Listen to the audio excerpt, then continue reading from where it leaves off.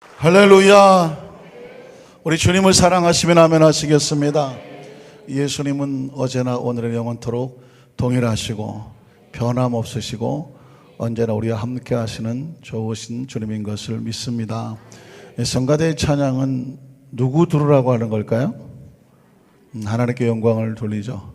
그러나 때로는 성가대의 찬양이 마치 천사들의 메시지처럼, 천사들이 하나님의 말씀을, 하나님의 마음을 전해주는 것처럼 우리 마음속에 은혜로 다가오기도 합니다. 하나님께 영광이고 듣는 우리에게는 은혜로 다가오는데, 계속되는 고백은 뭐냐면 주님은 변함없으시고 한결같으시다는 것입니다. 사람은 쓰면 일단 먼저 달구나, 그죠?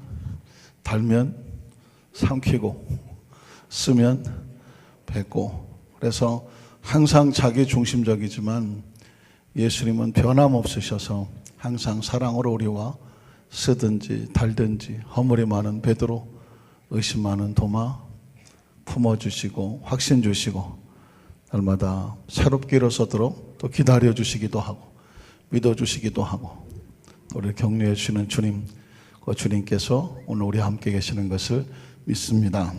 우리 배분 한번 축복하십시오. 예수님 안에서 당신에게 좋은 일이 일어나고 있습니다. 주님은 영원토록 변함이 없으십니다. 믿으십니까?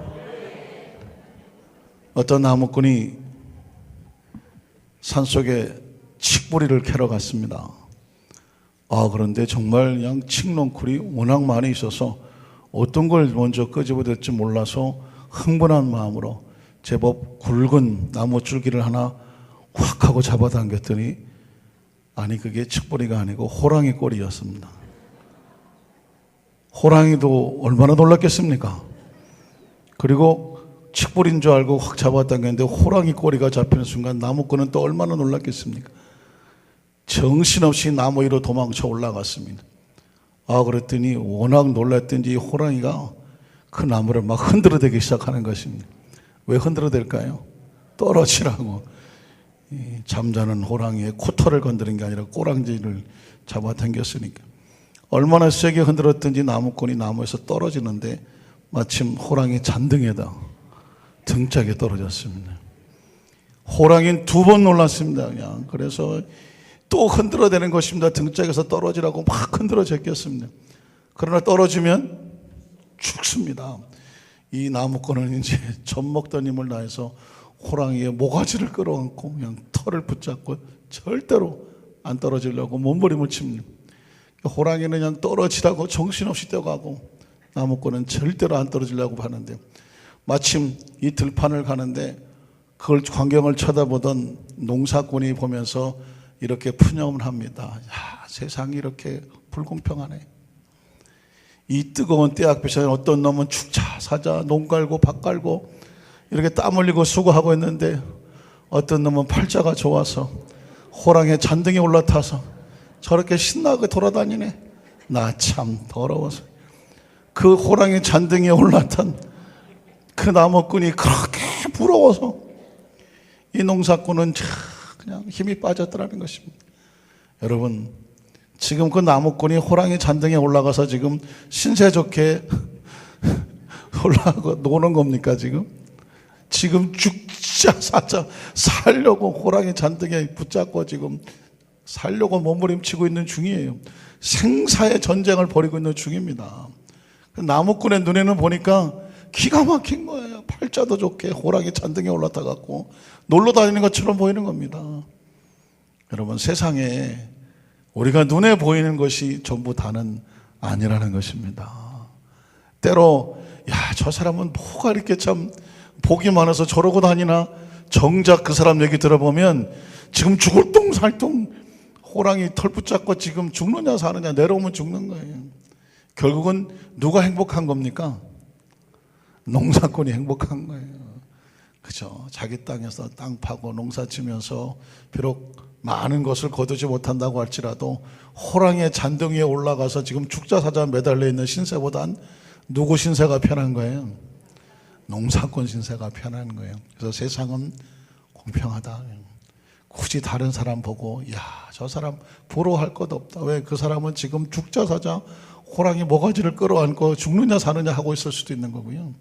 내가 좀 힘들고 어려워 보여도 그러나 가만히 생각해 보면 내가 제일 행복한 겁니다.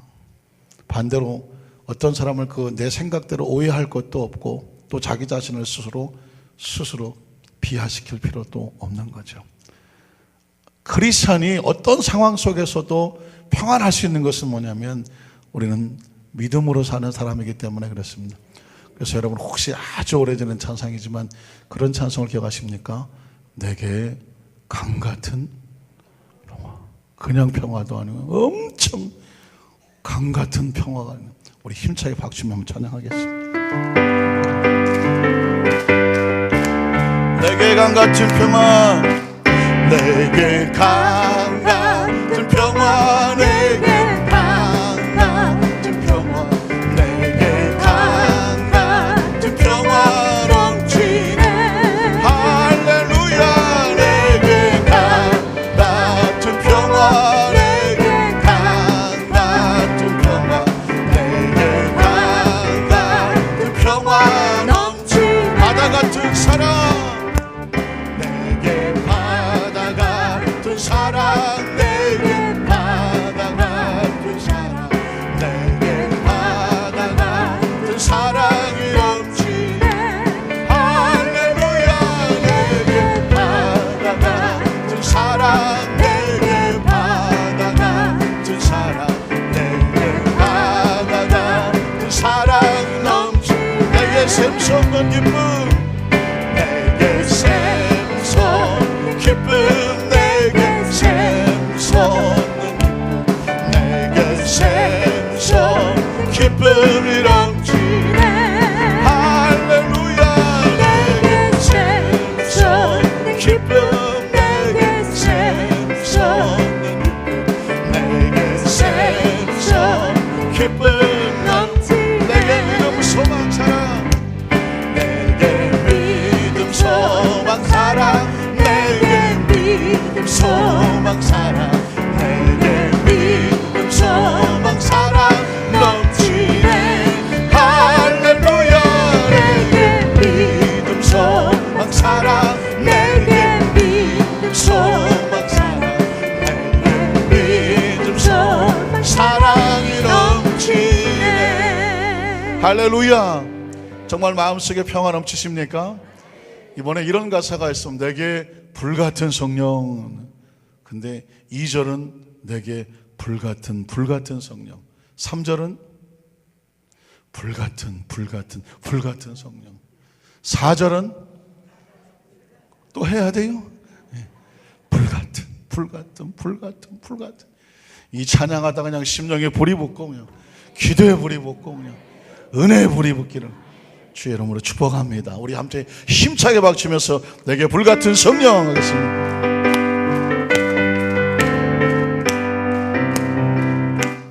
내게 불같은 성령, 내게 불같은 성령, 내게 불같은 성령이 넘치네. 할렐루야. 내게 불같은 성령, 내게 불같은 성령, 내게 불같은 성령이 넘치네. 불같은 성령, 내게 불같은 성령, 내게 불같은 성령이 넘치네. 할렐루야. 내게 불같은 성령, 내게 불같은 성령, 내게 불같은 성령이 넘치네.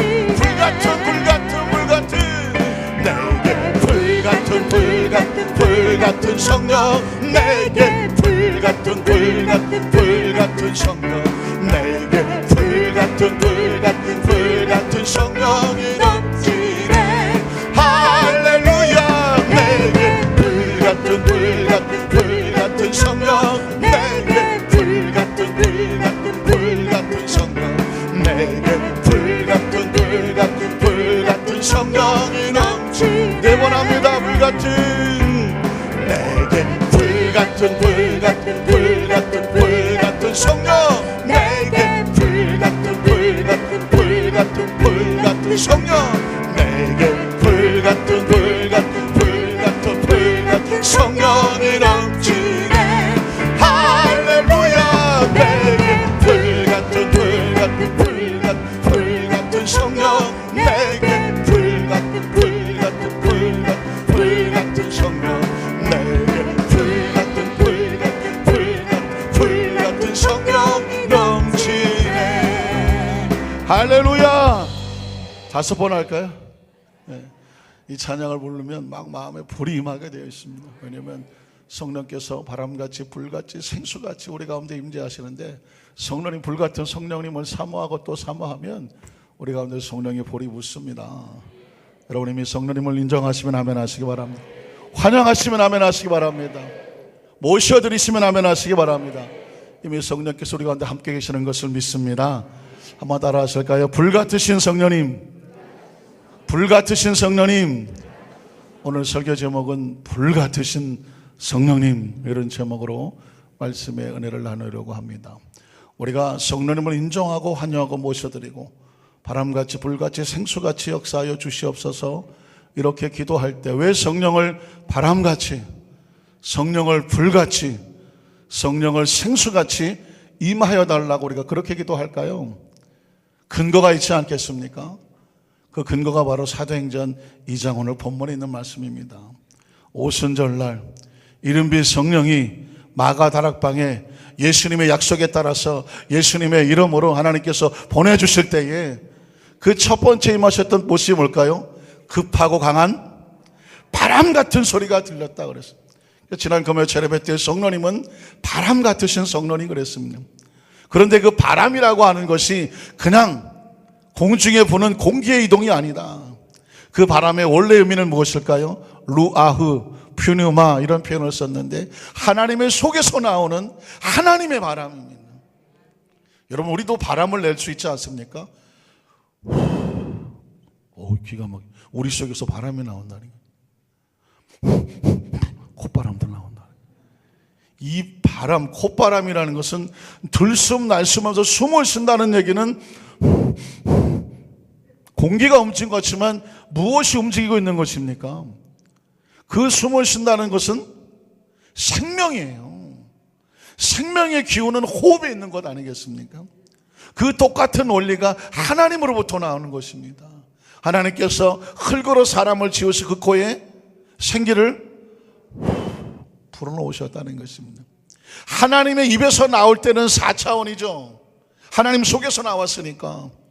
근데 그것이 호흡이 되고 숨이 되고 바람이 되고 영이 돼서 흙 속에 들어오니까 그 흙 속에 3차원 속에 들어와서 하나님과 교통할 수 있는 존재, 사람이 뭐가 되었더라? 생명이 되었다고 하는 것입니다. 그래서 인간을 3+4라고 표현한 것은 뭐냐면 육체는 3차원이에요. 물질적이에요. 시간과 공간의 제한을 받아요. 오래 지나면 이 무너지고 쓰러지고 흔적 없이 원래의 모습으로 돌아갑니다. 그러나 무엇은 변하지 않아요?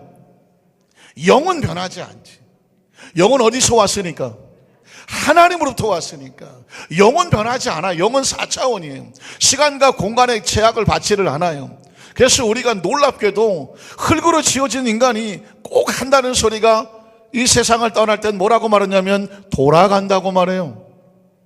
어디로 돌아가? 왔던 대로 돌아간다고 말하는 거죠. 어디서 왔습니까? 하늘나라에서 왔죠. 정확히 말하면 하나님의 나라에서 왔고, 하나님의 나라는 무엇을 상징합니까? 하나님을 상징하는 거죠. 그래서 우리가 그 속에서 나왔기 때문에 하나님을 뭐라고 불러요? 삼촌? 아버지라고 부르죠. 이 세상에 잘났든 못났든 우리의 아버지는 하나일 수밖에 없어. 왜? 그 속에서 나왔기 때문에 그분을 아버지라고 불러. 그 원리는 어디서 왔냐면 존재 자체는 하나님으로부터 나왔습니다. 하나님을 아버지라고 부르는 것입니다. 그러니까 흙인 육체를 가진 인간이 놀랍게도 지성과 감정과 의지를 가지고 하나님을 아버지라고 부르고 예비하고 교통하며 교제하고 말씀이 깨달아지고 말씀을 사모하고 그분과 함께 동행하면서 살 수 있는 존재가 되는 이유는 뭐냐? 우리 속에 뭐가 있기 때문에? 영이 있기 때문에 그 영은 아무 의미 없는 영이 아니라 하나님의 속에서 나온 하나님의 영이죠. 믿으십니까? 그래서 바람 같은 성령님 그러면 무슨 의미가 있냐면 내 속에 흙덩어리 같은 내 속에 들어오셔서 내가 하나님이 창조하신 원래의 모습처럼 하나님을 알고 지성이죠. 하나님을 기뻐하고 감정이죠. 말씀과 계명에 따라서 세상의 유혹이 아닌 말씀에 순종하며 결단하고 움직일 수 있는 의지를 가지고 하나님의 자녀답게 하는 것은 바로 바람 같으신 성령인 거죠. 그래서 우리가 성령님 바람같이 임하여 주시옵소서 할 때 그 바람은 원래의 창조의 목적에 따른 하나님의 영이 우리 속에 들어오셔서 우리가 하나님 앞에 온전히 서는 그런 모습으로 회복을 시킬 수 있도록 우리는 바람 같은 성령님을 간절히 원하는 것입니다. 그런데 오순절날 급하고 강한 바람 소리와 함께 각 사람 머리 위에 불의 혀같이 갈라지는 것이, 여러분 불이 막 붙으면 불은 형체가 딱 정해져 있지 않지 않습니까? 바람이 부는 대로 불길이 올라오지 않습니까? 그 불길의 마지막 끝이 움직이는 것이 마치 혀처럼 갈라졌다. 아까 그 화면에 보셨지만 그 120문제의 머리 위에 한 사람도 빠짐없이 그 불꽃이 그 머리 위에 있었다는 것은 뭐냐면 불같은 성령으로 임재하셨다는 것을 말하는 것입니다. 여러분 왜 바람 같은 성령, 불 같은 성령이라는 표현을 쓰느냐면 성령은 영적인 존재라 보이지 않습니다. 그런데 운행하십니다. 마치 바람같이. 바람이 보입니까? 안 보입니까? 바람은 보이지 않습니다. 바람이 움직이는 흔적은 보여요. 꽃잎이 흔들린다든가 깃발이 날린다든가 바람이 부는구나 깃발을 통해서 알아요. 바람 자체는 눈에 보이지 않아요. 성령 자체도 우리한테 보이지 않아요. 그런데 성령이 움직이면 마치 깃발이 움직이는 것처럼 성령께서 바람같이 운행하시는구나, 그 영의 역사가 나타나고 불같이 불의 혀같이 나타나는 것을 보면서 아, 성령께서 임재하시는구나. 불은 무엇을 상징하기에 불의 같이 임하신 성령이라고 말할까요? 그 첫 번째는 뭐냐면 불은 그 모든 것을 태우는 능력이 있습니다. 그러니까 그 불 같은 성령이 뭐냐면 그 불의하고 더럽고 추악한 것을 태워서 심판하시는 그런 불 같은 성령님의 모습을 발견하게 됩니다. 한번 따라하실까요? 불로 심판하시는 성령님의 능력. 여러분 창세기 19장 23절 29절을 보면 우리가 지금 주일날 말씀을 나누고 있는 창세기 18장 19장에 있는 소돔과 고모라에 대한 하나님의 심판하시는 모습이 나오는데, 놀랍게도 어떤 불이 불로 심판받았다는 것은 다 알고 계시죠? 소돔과 고모라는 것은 영화도 나왔기 때문에 안 믿는 크리스찬이 아닌 사람도 소돔과 고모라는 다 알아요. 불로 심판받은 아주 죄악으로 타락한 도시라는 것인데 그 불이 어떤 불인지 여러분 한번 이 말씀을 통해서 자세히 한번 보실까요? 롯이 소알에 들어갈 때에 롯이 누군지는 아시죠? 아브라함의 조카였습니다. 소알이라고 하는 작은 성에 들어갔을 때에 해가 돋았더라. 야훼께서 하늘, 자 우리 안산교회 성도들은 하늘 그러면 어디예요? 하나님의 나라예요. 공중에 어딘가가 아니에요. 저는 항상 이걸 구분하기를 원하는데, 하늘에서 불이 떨어졌다, 그래서 어디서 불길이 생긴, 하늘에서 땅에서 생긴 불이 아닙니다. 산불이 아니고 무슨 화재가 아니에요. 이 불은 어디서 오는 거예요? 하늘에서 온다면 하나님으로부터 오는 것입니다. 4차원적인 역사가 3차원에 드러내는 것입니다. 야훼께서 하늘 곧 누구로부터, 이렇게 자세할 수가 있습니까? 우연히 어디서 누가 장난해서 생긴, 불장난해서 생긴 산불이 아니라니까. 이 불은 정확하게 하나님으로부터 계획과 목적과 의도가 있어서 하나님께서 하나님의 능력으로 임재하시는 불입니다. 그것을 이렇게 설명하죠. 하늘 곧 하나님으로부터 유황과 불을 소돔과 고모라에 비같이 내리셨다고 말씀하고 있습니다. 그 성들과 온 들과 성에 거주하는 모든 백성과 땅에 난 것을 다 엎어 멸하셨다. 불이 얼마나 강력하게 임재하셨든지 그 불꽃으로 말미암아 모든 것이 타서 엎어지고 뒤집어졌다는 것입니다. 롯의 아내는 뒤를 돌아보았으므로 소금 기둥이 되었더라. 아브라함이 그 아침에 일찍 일어나 야훼 앞에 서 있던 곳에 이르러 소돔과 고모라와 그 온 지역을 향하여 눈을 들어 연기가 옹기 가마 연기같이 치솟음을 보았더라. 하나님이 그 지역의 성을 멸하실 때에, 곧 롯이 거주하는 성을 엎으실 때에 하나님이 아브라함을 생각하사 롯을 그 엎으시는 중에서 내보내셨다는, 하나님의 능력의 불이 와서 소돔과 고모라를 아예 엎어놓았다라고 표현하고 있습니다. 저 쏟아져 내리는 불꽃은 그냥 물질적인 불꽃처럼 보이지만 저 불은 어디서 왔다고요? 하늘에서 온 하나님의 불이라는 것이에요. 하나님이 불로 역사하시는 능력은 바로 성령님의 역사예요. 하늘에서 하나님으로부터 오는 불은요, 어떤 역사가 있느냐, 그 성령이 임재하시면 더럽고 추악한 것을 태워버린 역사가 나타나. 이게 소돔과 고모라에서 내리니까 그렇지, 개인의 삶 속에 저런 태우는 소멸하는 불이 오게 되면 어떤 일이 벌어지냐면 그 죄를 회개하게 하고 그 죄를 태우는 그런 역사가 나타납니다. 이사야서 6장 1절로 8절에 보면 이사야 선지자에게도 불이 임했어. 근데 이 불은 뭐냐? 소멸하고 정결케 하는 불이었어요. 같이 읽어볼까요? 우시야 왕이 죽던 해에 내가 본즉, 나는 이사야입니다. 내가 본즉 주께서 높이 들린 보좌에 앉으셨는데 이사야 선지자가 성전에서 기도하는 가운데 환상을 보게 되는데 하나님의 보좌를 보게 됩니다. 그의 옷자락은 성전에 가득하고, 스랍들은 천사들을 말하는 것인데 스랍들이 하나님의 보좌를 모시고 섰는데 각기 6날개가 있어서 그 둘로는 자기의 얼굴을 가리웠고 그 둘로는 자기의 발을 가리웠고 그 둘로는 날랐다 날며 서로 불러 이르되 거룩하다 거룩하다 거룩하다. 삼위일체 하나님을 할 때 이 천사들의 찬양은 항상 3번을 찬양합니다. 거룩하다 거룩하다 거룩하다. 만군의 야훼여 그의 영광이 온 땅에 충만하도다 하더라. 이같이 화답하는 자의 소리로 말미암아 문 지방의 터가 요동하며 성전에 하나님의 임재로 하는데 그 마치 불이 붙은 것처럼 연기가 충만하다라고 말했습니다. 그때 내가 말하되, 이사야 선지자가 불로 임하시는 강력한 하나님의 그 환상을 보게 되니까 인간이 하나님을 보면 죽게 되어 있어요. 어둠이 어둠 속에 있을 때는 어두운지를 몰라요. 그런데 빛이 나타나면 어두운 게 드러나. 우리 인간이 서로 볼 때는 이래도 이 정도면 깨끗하지, 서로 자기가 의로운 줄 알아. 그런데 하나님의 광채 앞에서는 얼마나 추악하고 더러운지, 마치 어느 이 공간 속에 빛이 쫙 지나가면 눈에 보이지 않았던 막 먼지가 보이는 것처럼 이사야 선지자는 하나님의 임재 앞에서 자신의 죄를 깨닫게 되는 것입니다. 이렇게 말합니다. 내가 화로다, 내가 망하게 됐구나. 왜냐하면 하나님의 그 불같은 임재 앞에서 보니까 입술이 부정한 사람이야. 내 입에서 내가 하고 싶은 말을 가만히 생각해 보니까 자기는 잘 몰랐는데 그 입술에 너무나 많은 죄를 저질렀어. 미움도 하고 원망도 하고 비난도 하고 비판도 하고 남 흉도 보고 얼마나 많은 입술로 많은 죄를 저질렀어.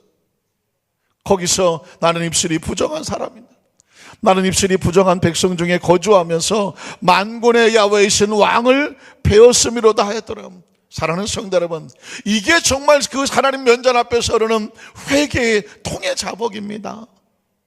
우리가 하나님의 성전 앞에 나올 때 이런 마음이 있을까요? 이 성전에 앉는 순간 하나님의 임재가 느껴져야 돼. 여기서 환상이 보이지 않아도, 거룩한 광채가 보이지 않아도 지금 우리 누구 앞에 나와 있나요?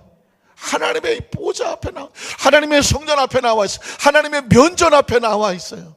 그러니까 어떻게 해야 돼? 하나님, 내가 하나님 앞에서 저지른 죄의 모습을 주께서 아시오니 하나님 앞에서 내가 망할 수밖에 없는, 심판당하여 소돔과 고모라처럼 불로 멸할 수밖에 없는 존재입니다. 무엇을 원해야 돼? 하나님 앞에 엎드려 자백하고 처분을 원하고 용서를 구하고 자비를 원하고 사랑을 구하는 거죠. 이사야 선지자가 지금 하나님 앞에 그런 고백을 하는 것입니다. 그랬더니 그 다음 절에 보니까 그때의 천사 중에 하나가 그 부적가루, 마치 부직갱이 아시나요? 이렇게 난로 같은 데 있는 부직갱이 같은 걸로 하나로 그 제단에서 잡은 바 숫 하나를 손에 가지고 내게로 날아와서 지금 이사야가 환상 가운데 보고 있는 거죠. 그것을 어디에 댔어요? 내 입술에 댔어. 그 숫덩어리를 갖다 내 입술에 댔어. 그러면서 이르되 보라, 이것이 내 입에 닿았으니 거룩하고 놀라운 능력의 그 불이 내 입술에 닿았으니 내 악이 어떻게 됐고 제하여졌고 내 죄가 사하여졌느니라. 이 시대 속에 죄는 성령의 불로 태우는 역사가 나타났어요. 이사야 선지자가 앞으로 사역을 해야 되는데 하나님께 쓰임받기 위해서는 뭐가 해결되어야 되느냐? 죄가 해결이 돼야 돼. 거룩한 사명자의 입술이 되어야 되는데 그 입술로 인간적인 말을 너무나 많이 상처를 줬어. 어떻게? 그 불을 나를 지져주시옵소서. 그 천사가 그 입술을 거룩한 불꽃으로 지졌다고 말하는 거죠. 그 죄가 사해졌다고 말합니다. 내가 또 주의 목소리를 들으니 주께서 이르시되 내가 누구를 보내며 누가 우리를 위하여 갈까 하시니 그때에 내가 이르되, 저 유명한 고백이 나오죠. 한번 따라 하실까요? 내가 여기 있나이다, 나를 보내소서. 사랑하는 성도 여러분, 오늘 소돔과 고모라에 내리는 그 불은 죄를 태우는 불이었었어요. 그러나 그 불꽃이 성령의 불꽃으로 우리 가운데 오셔서 우리의 연약함을 태워주시고, 입술로 지은 죄를 태워주시고, 손과 발로 지은 죄를 태워여 주셔서 내 심령에 불을 붙여서 태워주셔서 이사야처럼 자백하게 하여 주시고 토로하게 하여 주셔서 하나님의 음성이 들리게 하여 주십시오. 내가 누구를 보낼까? 내가 누구를 사용할까? 그때 주여 우리를 정결케 하여 주시고 그 능력으로 성결케 하셔서 나를 보내주시옵소서. 이게 바로 이사야 선지자의 놀라운 고백인 것입니다.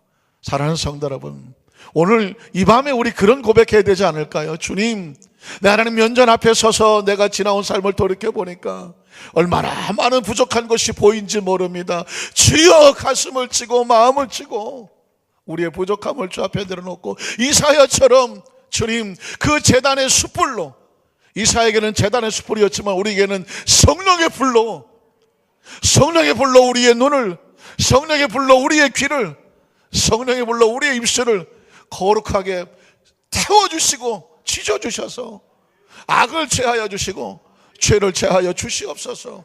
왜냐하면 그 어떠한 축복도, 그 어떠한 은혜도, 어떠한 치유도 이 죄의 문제가 해결이 돼야 돼요. 제가 왜 이 밤에 그 기도를 하자고 하냐면, 사랑하는 성도 여러분, 회개도요, 이런 기도도 할 때가 있어요. 이 기회를 놓치면, 죄송하지만 기회를 놓치면 다시 회개할 기회를 못 얻을 때도 있어요. 지금도 제가 개인적으로 큰 가슴 아파하는 한 목회 사역 속에 한 사건 하나가 있는데, 제가 1999년도에 미국에 선교사를 가게 됐습니다. 그리고 2004년도에 귀임을 했죠. 그래서 의덕교회 영광대학장, 개척국장, 처음에 이제 국장으로 해서 지성론 한인 목사를 가게 됐는데, 제가 한국에 온 지 얼마 안 돼서 그 전에 섬기던 권사님 한 분은 전화가 왔어요. 목사님, 한국에 오셨다고 얘기 들어서 전화 드렸습니다. 얼마나 반갑겠어요. 아유, 권사님 잊지 않고 전화해 주셔서 너무 감사해요. 그런데 말을 쭈삣쭈삣해요. 목사님, 사실은 그 남편이 이제 장로님이 되셨는데, 그때 제가 있을 때 장립을 하신 분이었는데, 우리 성원 제가 얘기 안 하고 우리 장로가 목사님을 꼭 찾아뵙고 인사드리고 싶대요. 얼마든지 오라고 그러세요. 얼마나 반갑겠어요. 5년 넘게 있다가 보게 되고 전화해 주셔서 얼마나 감사하겠어요. 오시라고. 근데 그 주일날 안 왔어요. 정말 열심히 그 하루 종일 기다렸는데 안 오셨어요. 그때 전화가 오셨어요. 권사님이, 목사님 죄송해요, 우리 장로가 목사님 꼭 찾아뵙고 싶은데 용기가 안 나고. 대화가 조금 이상해요. 그래서 용기가 뭐가 필요해, 나 만나는데. 조영기 목사님도 아니고 그냥 오시면 되지. 그랬더니 글쎄요, 왜 그런지 잘 모르겠는데 어쨌든 이번 주에는 꼭 간다고 그랬으니 목사님 죄송해요, 이번 주에 가면 얼굴 뵐게요. 그래서 그러세요. 또 이번 주, 두 번째 주 기다렸어. 두 번째 기다렸는데 하루 종일 눈 다 빠지도록. 눈이 많이 나왔잖아요. 그때 나온 거지. 아무리 기다렸는데 또 안 나와. 안 오셨어. 아니, 이거 장난하는 것도 아니고 5년 넘어서 만에 전화하셔서 이번 주에 갈게요. 근데 모르고 그 다음 주에 또 오신다는데 안 오셔. 왜 그럴까? 또 전화가 오셨어요. 오셔서 목사님, 우리 장로가 알고 보니까 목사님한테 꼭 드릴 말씀이 있었다는 거예요. 목사님을 찾아뵙고 정중하게 사과를 하고 잘못을 비고 용서 구할 일이 있다는 거예요. 도대체 뭐냐고 더 궁금해서 못 살겠다는 거예요. 도대체 뭔데 뭘 어떻게 했길래 난 모른다고 난 다 괜찮다고 그냥 오시라고 오시면 난 다 괜찮다고. 그런데 안 오셨더니 갑자기 전화가 3주 만에 전화 오더니 그 권사님이 갑자기 목사님 토요일 날인데 내일 온다고 한 분이 토요일 날인데 목사님 큰일 났어요. 우리 장로가 지금 병원에 입원을 했어요. 갑자기 뇌출혈로 쓰러지셨고 저도 처음 알았는데 대림동에 가니까 이 뇌출혈 하는 그 뇌에 대한 전문 병원이 있더라고요. 거기 입원을 하셨다는 거예요. 그런데 지금 의사가 오늘을 못 넘긴다고 하네. 그러니까 지금 토요일 날 밤 10시가 넘었는데 전화가 와서 지금 병원에 신방을 와달라고 하는 거예요. 난 지금 주일날 새벽같이 저 교회를 가야 되는데 밤 10시에 전화해서 지금 병원에 그 장로님이 오늘 못 넘기니까 목사님 오셔서 반드시 그 장로님을 위해서 용서해 주는 기도를 해주셔야 되겠다는 거예요. 내용도 모르겠는데 나는. 근데 그때 마침 여의도에 벚꽃놀이 하면서 불꽃놀이 할 때인가 봐요. 하시나요? 불꽃놀이 할 때가 언제예요? 기억이 잘 안 나죠. 4월 달인가 5월 달인가 그런 것 같아요. 불꽃놀이 하면 여의도 일대가 도로가 다 막혀버립니다. 밤 12시 1시까지. 그런데 그 대림동을 가려면 고양시에서 대림동 가려면 거기 통과해야 되거든요.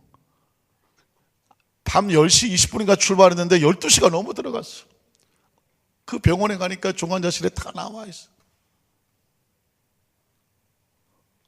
그래서 그 중환자실 들어갔어요. 그 장로님을 보니까 누워있는데 의식이 없어. 제가 무슨 내용인지는 몰라. 지금도 몰라. 다만 그 권사님한테 전해 들은 거, 목사님 찾아뵙고 꼭 용서를 구해야 될 게 있다는데 그게 무슨 말인지 자기한테 얘기를 안 한대. 그래서 그분을 찾아뵙고 간절히 기도했어요. 장로님 무슨 말인지 몰라. 난 다 괜찮아요. 장로님 일어나세요.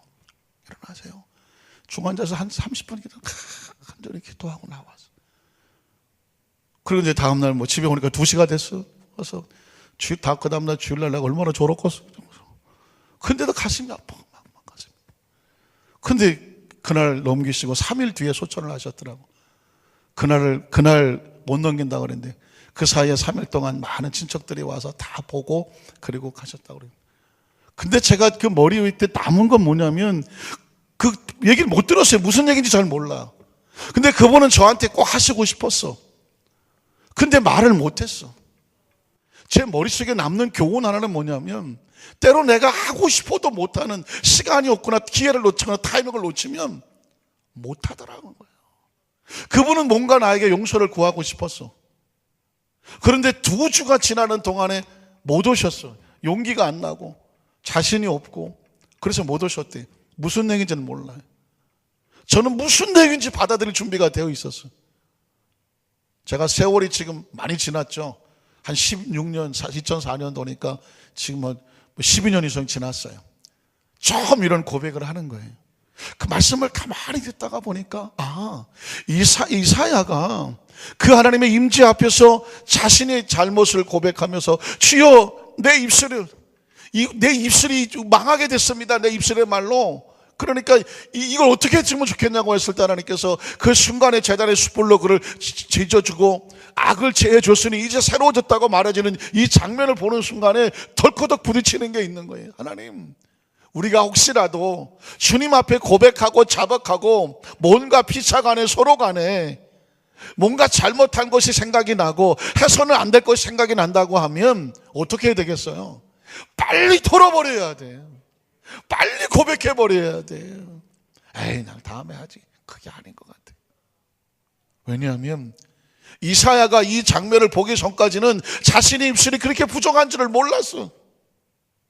근데 하나님의 임재를 보고 그 순간에 자신의 입술이 얼마나 부정한지를 알게 되면서 그 자리에 통회하고 자바가 꼬꾸라지니까 그때 그 성령의 불이 와서 그 입술을 정결케 만들어 주더라는 것입니다. 저는 강단에 올라가기 전에 저도 이런 기도하게 되더라고요. 하나님, 혹시라도 이제까지 살아오면서 이 입술로 혹시라도 상처 주고 아프게 하고 서운하게 하고 속상하게 하고 피차 삶을 살아가면서 부부간에든 부모 자식 간에든 형제간에든 동기간에든 공동체 안에든 간에 혹시라도 우리가 부족하여 그런 잘못된 것이 있다면 하나님 오늘도 성령의 능력의 불로 입술을 찢어주시옵소서. 가슴을 찢어주시고 내 손과 발을 찢어주시고 내 온몸을 찢어주시옵소서. 그런 기도가 저절로 나오더라고요. 사랑하는 성도 여러분, 어떠십니까? 이런 강렬한 주님 앞에 회개가 있고 나니까 주님께서 이사야를 복음을 전하는 자로 주님께 사용하신 줄로 믿습니다. 두 번째로, 이 성령의 불은 불로 심판하시는 것뿐만 아니라 아주 연약한 자를 강력하게 하시는 능력의 상징, 능력의 불로 임재하는 것을 볼 수가 있습니다. 여러분, 열왕기상 18장을 기억하십니까? 36절로 40절에 보면 갈멜산 기억하시죠? 여기 어디 갈멜산 기도원 있는 것도 알겠느니, 갈멜산 하면 누가 떠오릅니까? 엘리야 선지자가 떠오르고 바알과 아세라 선지자 840명이 떠오릅니다. 840대 1의 강력한 영적인 전투가 붙은 것이 바로 갈멜산입니다. 엘리야 혼자, 바알과 아세라 그 선지자들이 840대 1은 아주 속된 말로 쪽수로 게임이 안 되는 거예요. 그런데 그곳에서 강력한 영적 전쟁의 승리를 일으키는 것은 뭐냐? 불이었다는 것입니다. 열왕기상 18장 36절로 40절을 보면, 저녁 소재 드릴 때에 이르러 선지자 엘리야가 나아가서 말하되, 아브라함과 이삭과 이스라엘의 하나님 야훼여, 주께서 이스라엘 중에서 하나님이신 것과 내가 주의 종인 것과 또 내가 주의 말씀대로 이 모든 일을 행하는 것을 오늘 저 840의 바알과 아세라 선지자들로 뭐하게 하시옵소서, 알게 하시옵소서.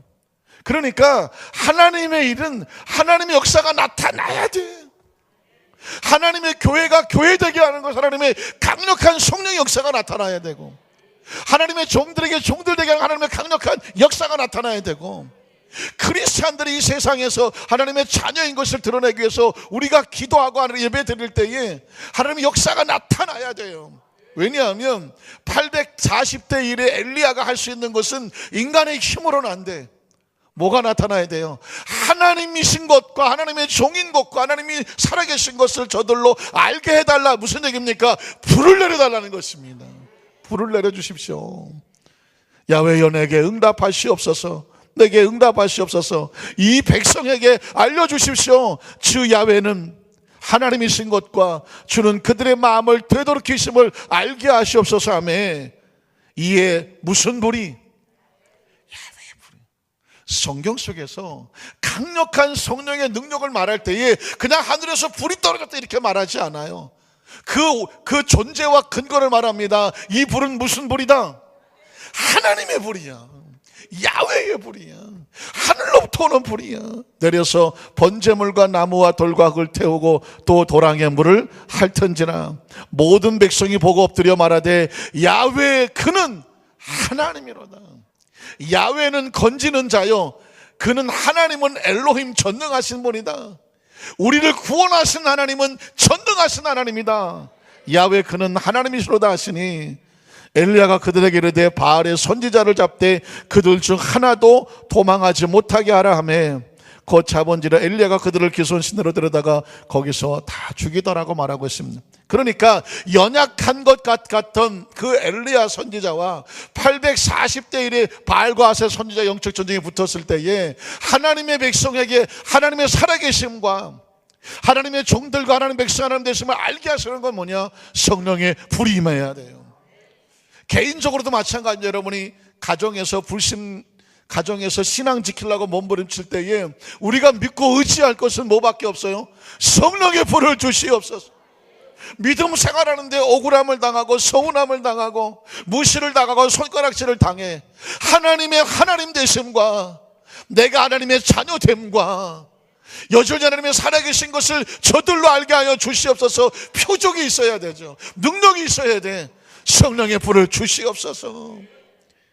여러분, 그래서 하나님의 그 선지자들은, 구약시대 선지자들은 능력받아야 사명 감당했어요. 오늘날도 마찬가지지만, 여러분 또 한 장면이 뭘까요? 출애굽기 3장 1절로 5절에 있는 말씀은 제 개인적으로도 늘 강단에 올 때 붙잡는 말씀이라고 말씀을 드렸죠.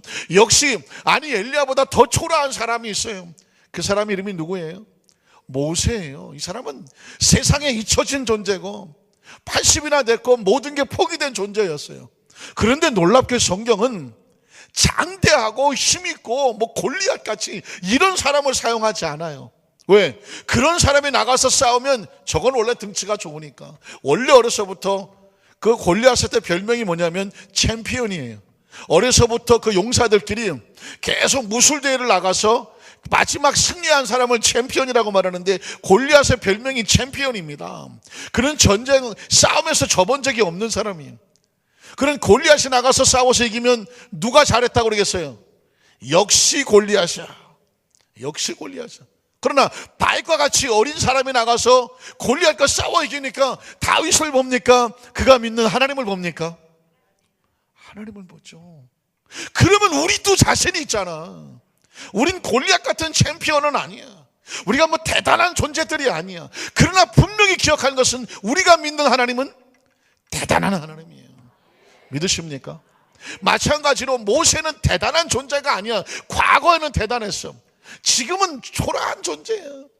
그런데 그 초라한 존재에게 대단한 하나님이 나타나시는 장면이 바로 출애굽기 3장 1절로 5절이거든요.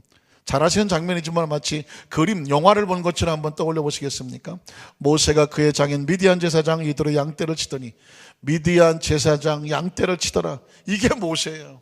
미디안 제사장 이도로는 그의 장인이에요. 처가살이하고 아무것도 없이 와서 의탁하고 아무것도 없어. 나이도 많고 양이나 치는 존재예요. 그러니까 인간적으로는 흠모할 만한 것이 아무것도 없는 것이죠. 그런데 그 사람에게 광야 서쪽으로 인도해 하나님의 산 호렙의 이름에 야훼의 사자가 떨기나무 가운데로부터 나오는 불꽃알아서 그랬습니다. 구약 시대 속에서 불을 말할 때는요, 그것이 심판의 불이든 정결케 하는 불이든 능력의 불이든 그 불의 능력에 배우는 성령님이에요. 야훼의 사자가 떨기나무 가운데로부터 나온 불꽃 안에서, 이 불꽃은 세상의 불꽃이 아니에요. 아까 말했던 야훼의 불꽃이고, 믿으십니까? 하늘에서 내려오는 불꽃이에요. 하나님의 하나님 되심을 알게 하는 불꽃이고, 하나님의 종들이 종됨을 알게 하시는 것이 하나님의 백성이 하나님 백성들을 알게 하시는 불꽃이에요.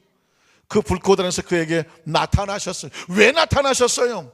그가 보니 떨기나무에 불이 붙었으나 그 떨기나무가 사라지지 않냐. 전 이 장면에 꼬꾸라진 것입니다. 그렇게 많이 성경을 봤어요. 출애굽기 3장 수도 없이 봤지. 떨기나무 불꽃 뭐 너무나 많이 봤지. 어느 날 성경을 피고 읽는데 출애굽기 3장 이 본문이 나오는데 눈이 딱 꽂혀갖고 움직이지를 못했어. 떨기나무에 아주 초라한 모세가 보여. 사막의 떨기나무 초라하고 꽃도 없고 삐쩍 마르고 누렇게 먼지 쓰고 메말라져서 쓸데없는 없는 그 떨기나무에 모세가 보여. 그 다음에 누가 보여요? 내가 보여. 내가. 하나님, 그 떨기나무가 모세였어. 그 더 모세의 그 떨기나무가 가보니까 내가 떨기나무였어. 내가. 내 스스로는 아무것도 할 수 없는. 그런데 그 떨기나무에 불이 붙었다는 거예요. 근데 그 불이 꺼지지 않더라는 것이죠. 그 연약한 떨기나무가 강력한 불꽃이 되어 있는 거예요. 그 불꽃은 누구의 불꽃이에요? 하나님의 불꽃이에요. 지금 모세의 의식과 사고를 바꾸고 있잖아요. 그 셀프 이미지네이션 마음의 자화상을 바꾸고 있잖아요. 난 이제 다 끝났어. 떨기나무처럼 초라하게 처박혀 있는 모세를 끄집어내서, 네가 보기에는 그렇게 떨기나무가 초라하지, 내가 너에게 위로부터 내리는 성령의 불꽃을 줄게. 그러면 네 안에 꺼지지 않는 능력이 나와. 여러분, 그래서 모세가 이걸 붙잡고, 물론 워낙 처절한 절망이었길래 그 자화상이 바뀌지는 않아요. 뭐 지팡이를 막 집어 던져보기도 하고 문둥병이 낫기도 하고, 하나님과 모세의 신경이 하는 장면이 14장에 15장에 나오죠. 4장 5장에 나오죠. 그러나 4장 21절에 가면 모세가 드디어 뒤집어집니다. 아, 내가 하는 게 아니구나. 하나님이 하시는구나. 지팡이 하나 붙잡고 바로와 정면으로 맞짱을 뜬다고 하잖아요. 저는 이 장면을 수도 없이 설교해도 지루하지가 않아요. 질리지도 않아. 왜냐하면 여기 떨기나무는 모세고 김리민 목사고, 그리고 누굴 것 같아요? 알기는 뚫어지기 잘하시. 여러분이어야 돼. 여러분 자신을 봐야 돼. 거기서 하나님은 떨기나무같이 초라해요. 모세같이 초라해요. 그런데 불이 붙어 꺼지지 않는 능력을 보이셔서, 그리고 그 모세가 가서 이스라엘 백성을 건져내는 거예요. 모세가 뭐가 있어? 모세가 무슨 능력이 있어? 모세와 함께 하시는 하나님의 성령의 능력인 줄로 믿습니다. 말씀을 정리하기를 원합니다. 사랑하는 성도 여러분, 오순절 마가다락방에 있는 120문도 다 떨기나무예요. 다 떨기나무라니까요. 무슨 힘이 있어? 모른다고 다 도망쳤던 비겁하고 비굴하고 아주 그런 사람들 아닙니까? 아직도 무서워서 그 오순절 마가다락방을 못 나가는 사람들이요. 문고리 붙잡고 늘어지는 사람들이라니까요. 근데 그곳에 강력한 성령의 바람이 들어와서 살을 의식을 바꿔놓고 불의 혀 같은 것이 임하게 돼서 그들의 강력한 성령의 임재가 불같은 성령이라고 말하는 것입니다. 오늘 차례에 난 우리에게 그 기도가 필요합니다. 하나님, 우리는 떨기나무같이 초라합니다. 120문도 같이 세상에서 나약하고 힘들고 어려운 존재 같이, 그러나 한 가지 약속을 믿습니다. 이 성전을 떠나지 아니하고 위로부터 내는 능력을 간절히 바라고 성령의 충만한 능력을 받으면 우리도 엘리야처럼 840대의 치열한 영적 전투 같은 세상에서 하나님의 하나님 되심을 드러내게 하여 주시옵소서. 하나님 백성은 백성됨을 드러내게 하시옵소서. 하나님의 살아계심을 우리도 알게 하여 주시옵소서. 오순절 마가다락방에 성령의 불 받던 120문도가 들어올 때는 숨어 들어왔지만 성령 받고 나니까 문고리 걷어 차고 나가더니, 제가 강대상 여러 군데 부셨어요. 뭐 하다가 부셨냐면 이거 설교하다가. 성령 받고 나서 들어올 때는 문고리 붙잡고 왔어. 성령 받고 나니까 어떻게 나갔을 것 같아요? 조용히 나가네. 조용히. 어떻게 나가야 돼요? 들어올 땐 너무 초라하게 들어왔잖아. 너무 그냥 무서워서 들어왔잖아. 불이 들어오니까 내가 그 초라했던 게 너무너무 약 올라. 너무너무 속상해. 나갈 때는 어떻게 나가야 되겠어요? 걷어차고 나가요. 걷어차고 나가라니까. 우리 교회 문은 쇠로해 만들어놨는데, 쇠로. 들어올 때는 전부 그냥 비실비실하고 들어왔을지도 몰라. 기도하고 말씀 붙잡고 기도하고 찬양하고 하다가 성령의 불이 와야 돼. 나갈 때 한 방씩 걷어차고 나가. 그냥 주여, 내가 정말 배터리 다 떨어진 것처럼 충돌로 들어왔는데 불 받고 나니까 초라하게 들어왔던 내 모습이 너무 억울해. 너무 그렇게 살 게 아니잖아요. 나와 이 세상이야. 나 절망하고 좌절하고 낙심했던 거 다 와 하고 가서 정면 맞짱을 떠야죠. 여러분, 하나님의 자녀들이 왜 세상에서 빛을 댑니까? 왜 세상에서 쭈삣 댑니까? 뭐 좀 못 배웠으면 어떻고, 좀 안 생겼으면 어떻고, 좀 뚱뚱하면 어떻고, 키 좀 작으면 어떻고, 뭐 좀 여건이 어려우면 어때? 실패해봤으면 어때? 우린 다 하나님 앞에 다 도토리 캐져 다 똑같은 떨기나무라니까. 중요한 건 우리에게 능력 있는 하나님의 불이 있다는 게 불. 오늘 밤 우리에게 불을 달라고 해야 되고요. 그 불이 가슴에 있는 사람은 어떻게 세상에 나가 쭈삣대지 않는다니까. 저는 우리 한산교회 성도들이 반드시 그래야 돼요. 반드시 그래야 돼요. 사도행전 2장 1절로 4절 지금 몇 주째 말씀을 본문으로 삼고 있어요. 어떤 분은 아유, 저 목사님 저거 언제 본문을 바꾸려고 계속 불 받을 때까지야. 불 받을 때까지.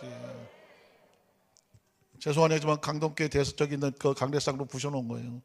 본인들은 몰라. 지금 움직이질 않아서. 근데 내가 몇 번 걷어차갖고 부서졌어.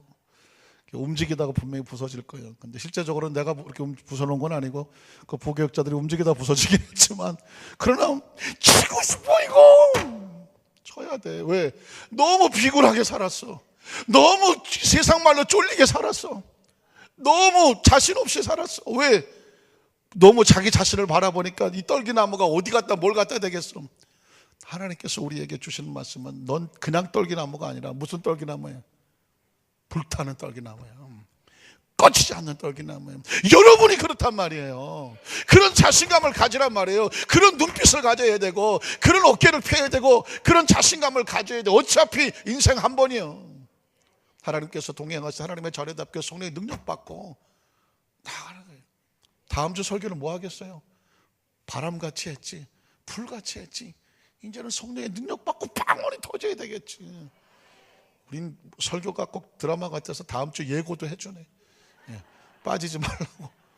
오늘 불같은 성령으로 다 충만해 주시는 우리 성령 되시기를 주의 이름으로 축원합니다.